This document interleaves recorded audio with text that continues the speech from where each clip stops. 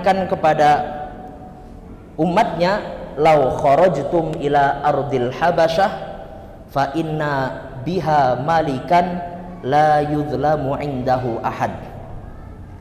Kalau memang kalian tidak kuat tinggal di Mekah, atau kalau kalian mau silahkan keluar saja dari Mekah, hijrah untuk ke negeri Habasyah, karena di negeri Habasyah di sana ada raja yang tidak menzalimi siapapun. Wahiya ardu sidqin hatta yaj'alallahu lakum farajan mimma antum fih.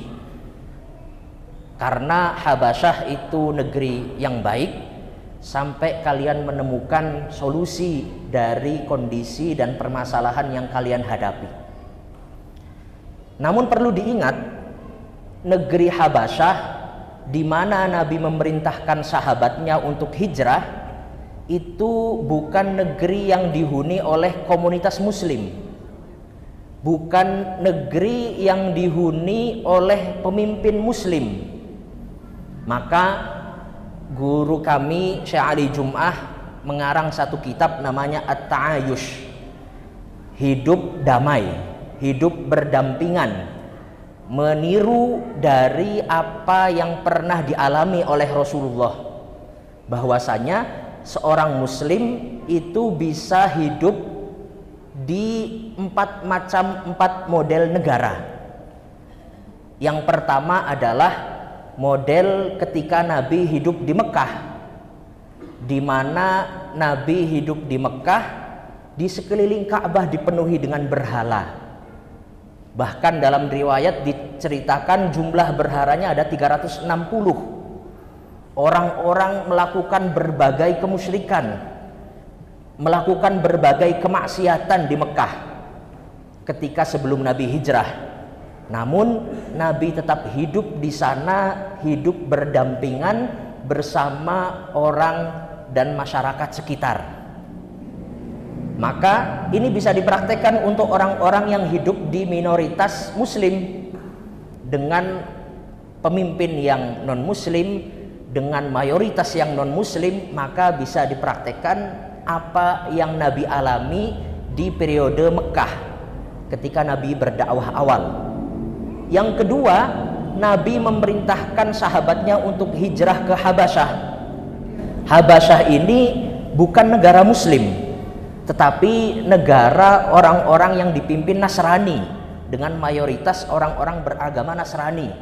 Namun di sana pemimpinnya adil, memberikan kebebasan kepada setiap orang untuk melakukan ibadah dan melaksanakan agamanya masing-masing. Sehingga Nabi memerintahkan sebagian sahabat kalau tidak kuat tinggal di Mekah, yang mana pemimpinnya itu menyiksa, yang mana pemimpinnya itu memaksa masyarakat untuk mengikuti agama yang mereka anut, maka keluar saja, hijrah ke negeri Habasyah. Meskipun di sana non muslim, tapi pemimpinnya tidak memaksa orang untuk ikut agama yang dia anut. Maka saat itu Utsman bin Affan bersama putri Nabi Ruqayyah, bersama Ja'far bin Abi Thalib, sepupu Nabi, dan kelompok-kelompok kurang lebih jumlahnya 80 orang hijrah dari kota Mekah ke kota Madinah, dari kota Mekah ke kota Habasyah, ke negeri Habasyah, Ethiopia saat ini. Kurang lebih perjalanan sekitar 400 kilo. Ini peristiwa pertama tentang itu dua contoh. Pertama Nabi periode Mekah, yang kedua sahabat periode Habasyah hidup berdampingan, yang ketiga adalah Nabi periode Madinah pertama, di mana Nabi ketika selesai dari Mekah hijrah ke Madinah. Di Madinah itu banyak sekali komunitas Yahudi di sekeliling Madinah, dan ketika awal Nabi sampai Madinah, maka membuat wathiqah, membuat perjanjian Madinah, yang mana ini menjadi dustur, menjadi undang-undang pertama dalam sejarah ada kesepakatan untuk hidup bersama, untuk memiliki kewajiban dan tanggung jawab bersama, membela tanah air, membela negara yang mereka tempati. Lil Yahudi malil muslimin wa alaihim ma'alal muslimin.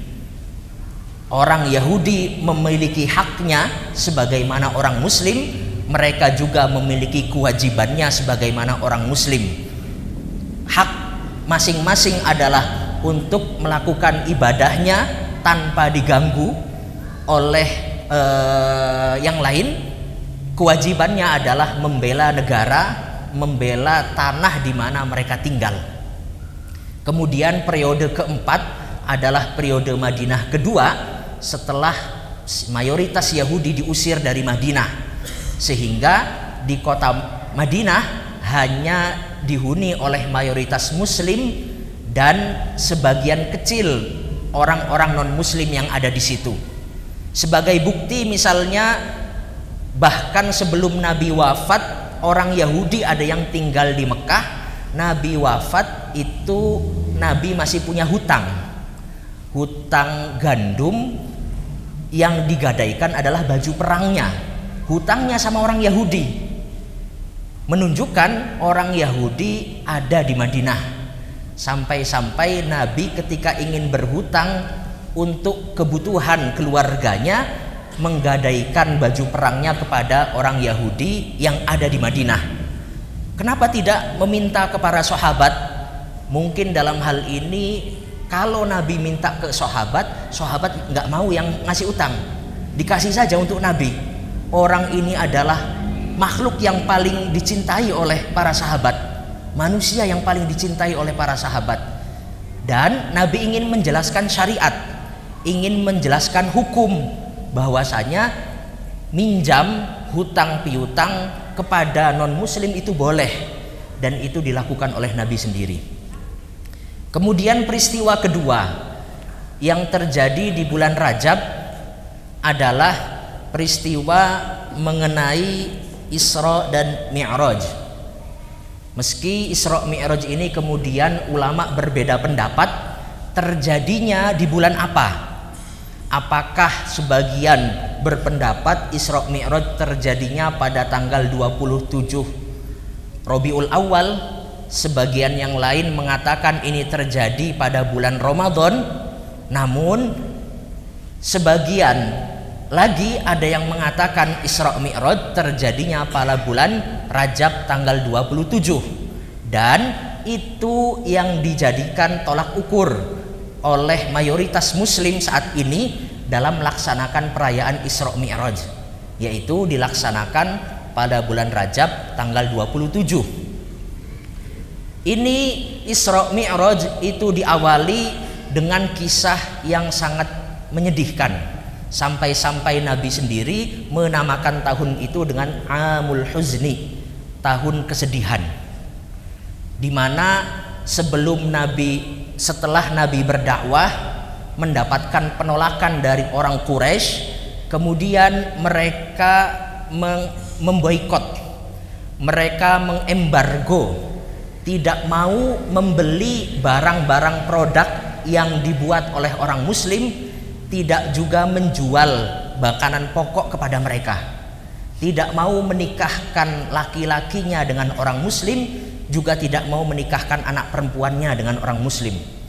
Sehingga dua keluarga besar berkumpul di dalam lereng gunung, kemudian dinamakan sebagai Syi'bi Abi Thalib. Dua keluarga besar itu adalah Banu Hashim dan Banul Muttalib.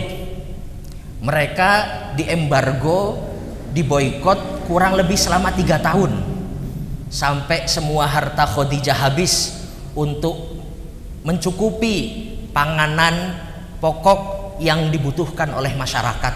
Sampai-sampai mereka makan apa yang ada, rumput, dedaunan, apa saja yang bisa dimakan sekiranya mengganjal perut dimakan. Begitu beratnya perjuangan yang dilalui oleh Nabi dan para sahabat. Setelah peristiwa itu kemudian tidak lama orang yang paling Nabi cintai, Siti Khadijah, wafat. Istri tercintanya nikah dengan Nabi dari beliau umur 25 tahun sampai Nabi berumur 50 tahun kurang lebih. Maka jarak antara Nabi memiliki satu istri dengan Nabi berpoligami itu justru lebih lama Nabi memiliki satu istri saja, monogami. Karena Nabi menikah dengan Siti Khadijah dari umur 25 tahun sampai hingga Siti Khadijah wafat, Nabi tidak menikah dengan perempuan lain, kurang lebih selama 25 tahun. Maka monogami, suami yang punya istri satu itu juga melaksanakan sunnah Rasul, melaksanakan sunnah Nabi. Bahkan lebih lama, istri satu itu lebih lama, selama 25 tahun.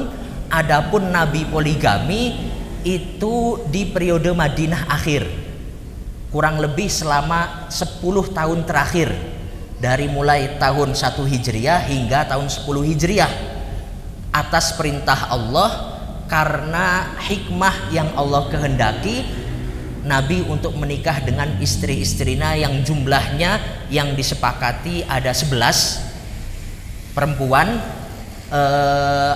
yang disebutkan oleh Imam dalam Aqidatul Awam, antis ini suatin wafatul Mustafa khuyyirna fakhtarnan nabiyal mukhtafa Aisyatun, Siti Aisyah, wa Hafsah, wa Saudah, Sofiyatun, Maimunatun, wa Ramlah, Hindun, wa Zainabun kadza Juwairiyah, lil mu'minina ummahatun mardiyah. Ada 9 yang disebutkan yang ditinggal wafat oleh Rasulullah.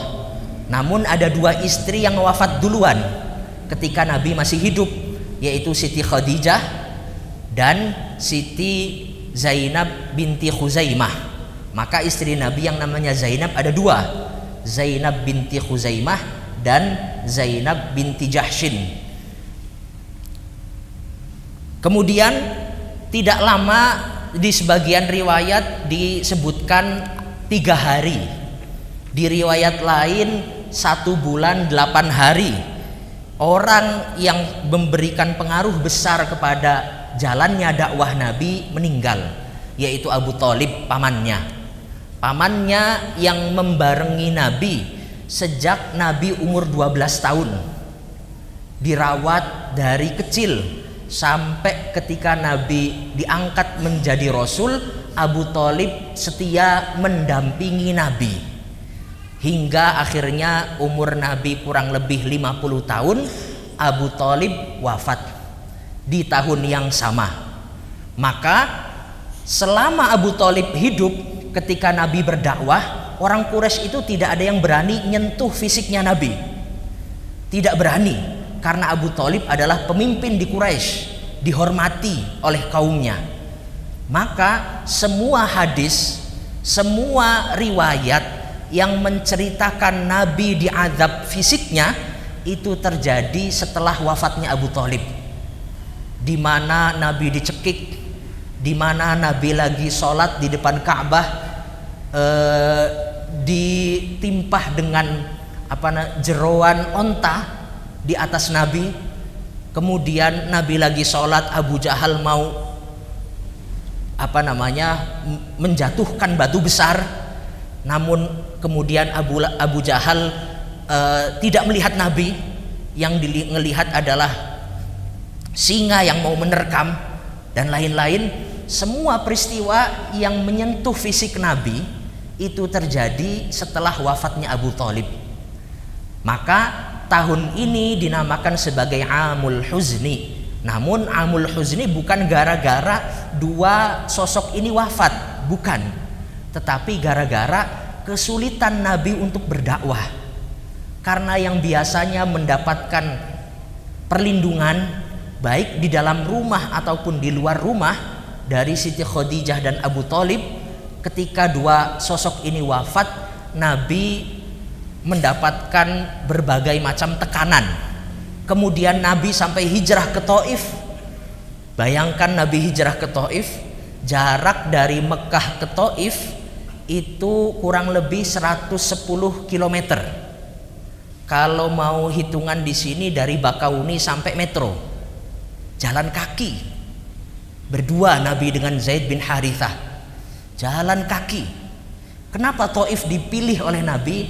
Karena dulu Nabi ketika kecil diasuh di Taif bersama dengan Siti Halimah Sa'diyah, disusui oleh Halimah Sa'diyah dari umur 1 tahun sampai 2 tahun. Kemudian Halimah Sa'diyah izin kepada ibunya untuk diasuh sampai besar. Pada akhirnya sampai umur 5 tahun, akhirnya baru kembali ke pangkuan ibunya. Maka Nabi salah satu tujuannya memilih Taif karena dulu di sana Nabi besar, di sana kampung halamannya ketika masih kecil. Jalan perjalanan jauh seperti itu dengan terjal karena di sana bukit dan padang pasir. Kalau yang pernah haji dan umroh tahu bagaimana terjalnya perjalanan antara Mekah dan Taif.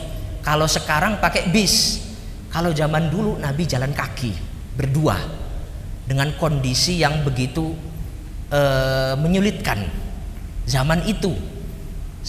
Sesampainya di Taif, Nabi berdakwah kepada pembesar-pembesar Taif, dari mulai Abdu Yalil dan saudara-saudaranya, namun mendapatkan penolakan. Akhirnya kata Nabi, kalau kalian menolak ajakan saya, tolong sembunyikan, jangan disebarluaskan ke masyarakat lain kedatangan saya ke sini. Namun mereka justru merekrut anak-anak kecil, orang-orang gila untuk nimpukin Nabi, untuk mengumpulkan batu-batu kecil, melempari Nabi dan Zaid bin Harithah, sampai sekujur tubuh Zaid itu berdarah-darah, Nabi kakinya berdarah-darah, dan Nabi saking susahnya hatinya, karena Nabi itu kesusahannya kalau umatnya nggak mau nerima Islam.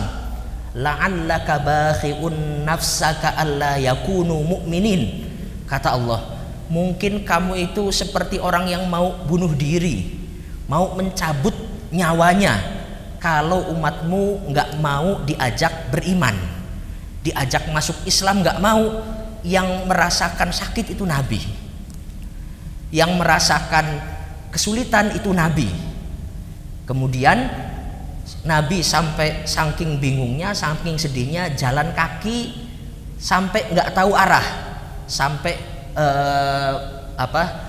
Qarnu Tha'alib. Qarnu Tha'alib antara Taif sama Qarnu Tha'alib itu 44 kilo. Jalan dalam kebingungan. Di situ malaikat gunung turun.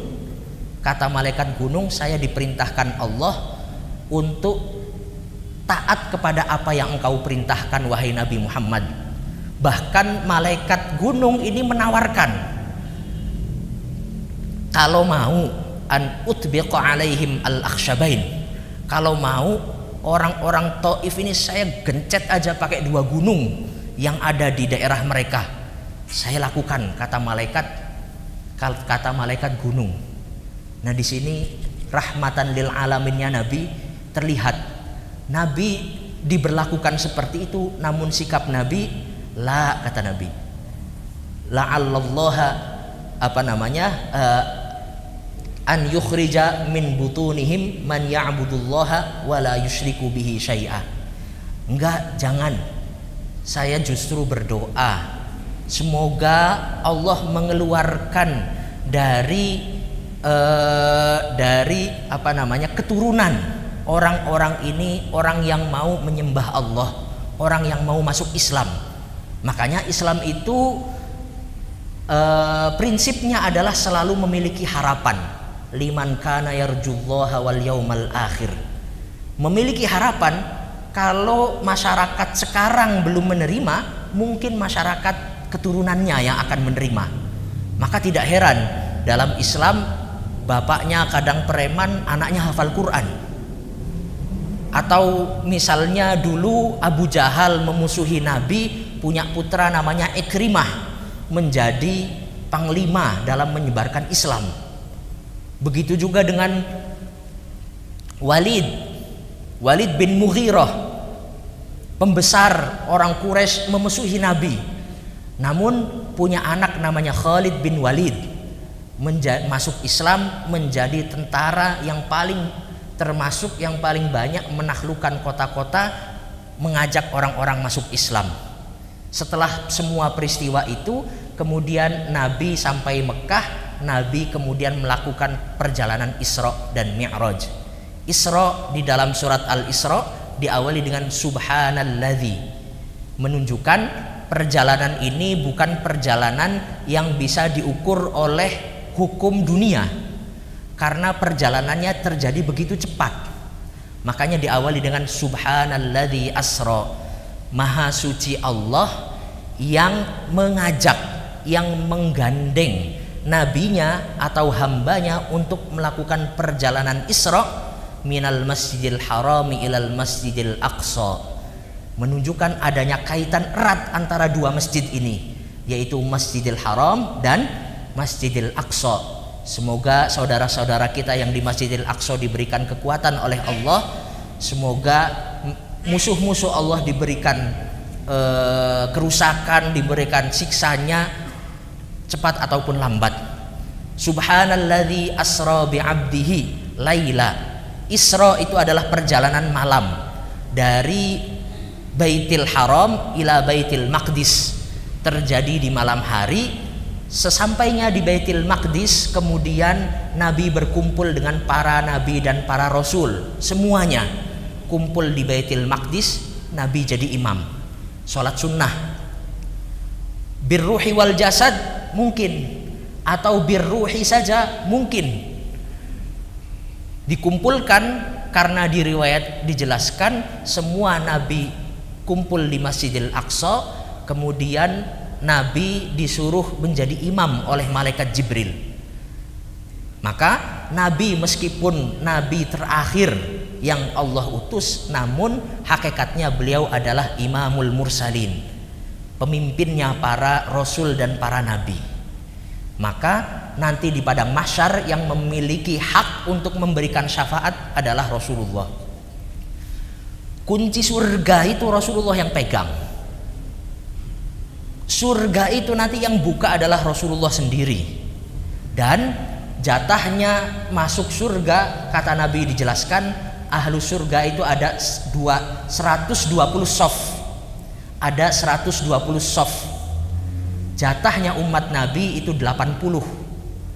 40 bagi-bagi umat sebelum Rasulullah. Maka kita meskipun umat akhir zaman, kita diberikan kemuliaan oleh Allah menjadi pengikut Nabi yang paling mulia, kita ikut kemuliaannya, sehingga kuntum khaira ummatin ukhrijat linnas. Kemudian dari Masjidil Aqsa menuju Sidratil Muntaha, langit pertama ketemu Nabi Adam, langit kedua ketemu Nabi Yahya, ketemu Nabi Isa, langit ketiga ketemu Nabi Yusuf, langit keempat ketemu Nabi Idris, langit kelima ketemu Nabi Harun, langit keenam ketemu Nabi Musa, langit ketujuh ketemu Nabi Ibrahim alaihissalam. Setelah itu Nabi melewati Sidratil Muntaha yang dijelaskan dalam surat An-Najm, yang mana Nabi melewati batasan Sidratil Muntaha. Dialog yang terjadi ketika Isra Mi'raj itu adalah tahiyat yang biasa kita baca. At-tahiyatul mubarakatus sholawatut thayyibatulillah. Itu penghormatan Nabi kepada Allah. Semua penghormatan, semua kemuliaan itu adalah milik Allah. Kemudian Allah menjawab, assalamu alaika ayyuhan nabiyyu wa rahmatullahi wa barakatuh. Keselamatan bagimu, untukmu wahai Nabi. Makanya di dalam tahiyat kita tahiyatnya pakai kaful khitab, pakai kata ganti kedua, yaitu assalamu alaika, keselamatan bagimu wahai Nabi. Kata ganti orang kedua kan berarti orangnya hadir, orangnya di depan kita. Assalamu alaika ayyuhan nabiyyu wa rahmatullahi wa barakatuh. Ketika Nabi mendapatkan keselamatan dan rahmat itu, Nabi tidak lupa dengan orang yang dia cintai, yaitu umatnya. Assalamu alaina, kata Nabi, wa ala ibadillahis sholihin. Keselamatan itu untuk kami dan untuk orang-orang yang soleh. Semoga kita termasuk orang-orang yang soleh yang ada dalam doa ini, yang ada dalam ungkapan ini. Kemudian tadinya sholat itu diwajibkan 50 waktu. Kalau diwajibkan 50 waktu, azan itu setiap 30 menit kurang lebih. Namun mendapatkan keringanan karena berkat Nabi Musa alaihissalam. Turun ke langit ke-7, turun ke langit ke-6, ketemu Nabi Musa. Berapa sholat yang diwajibkan? 50. Minta keringanan.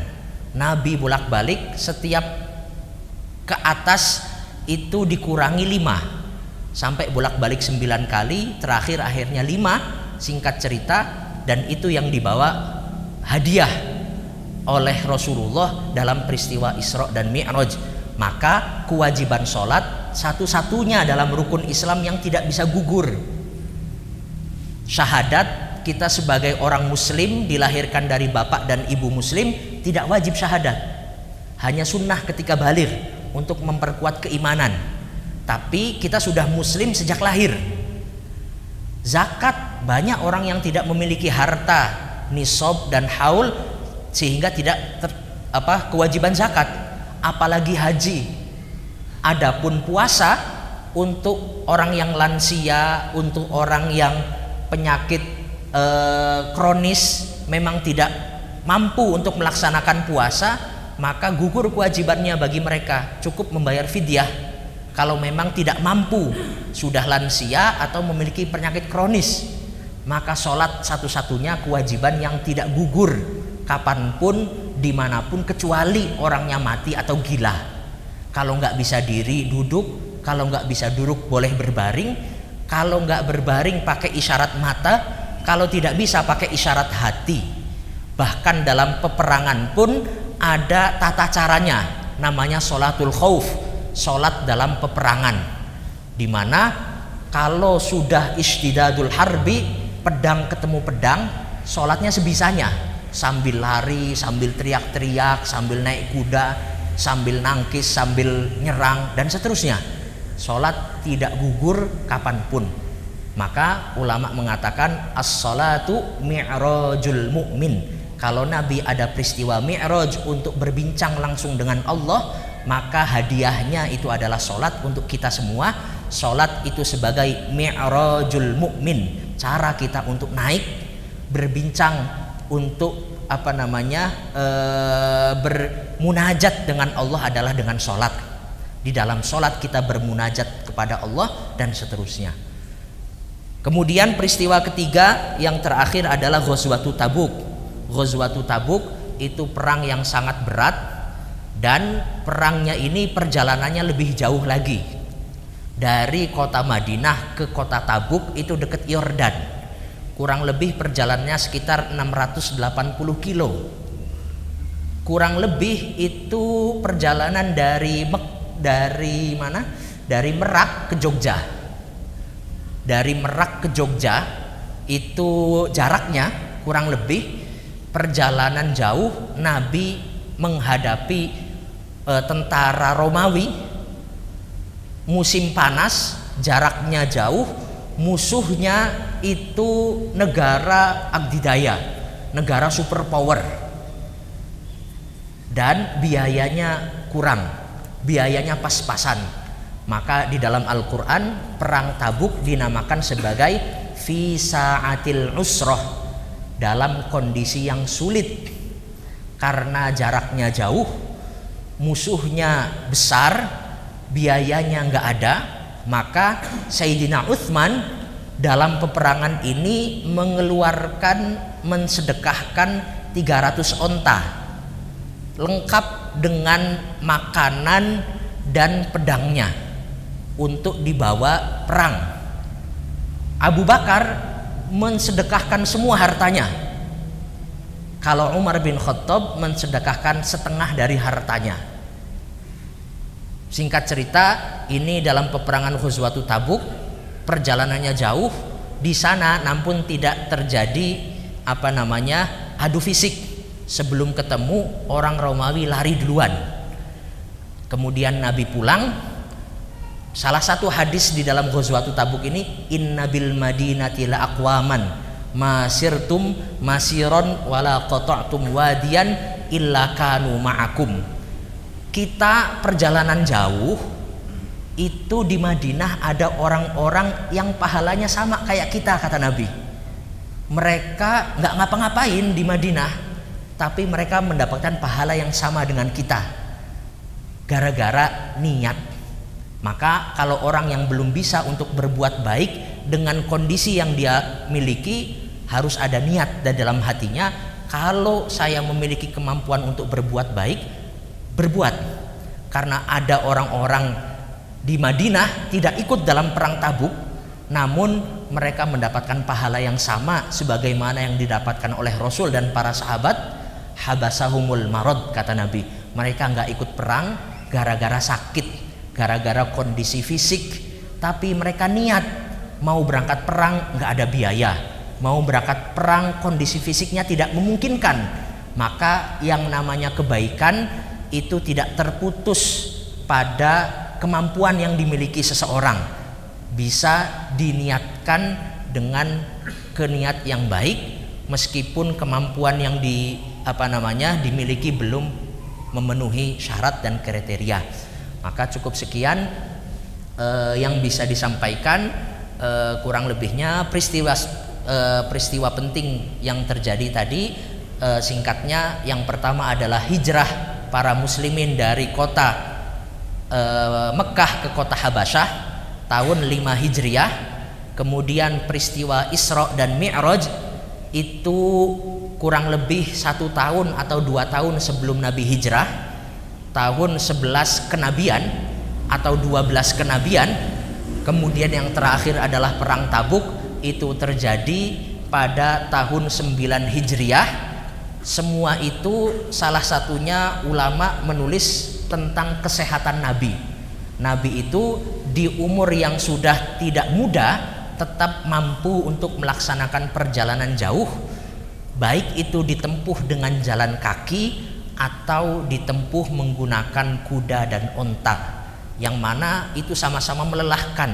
Beda halnya di masa kita, bisa pakai pesawat, bisa pakai mobil. Yang pakai mobil aja capek, apalagi ini pakai kuda, pakai onta. Menunjukkan Nabi meskipun ketika perang Tabuk itu sudah berumur 60 tahun, tetapi kekuatan fisik beliau masih sangat baik, karena memang pola makan, pola hidup dan seterusnya. Itu yang bisa saya sampaikan, kurang lebihnya mohon maaf. Wallahul muwaffiq ila aqwamit thoriq. Wassalamualaikum warahmatullahi wabarakatuh.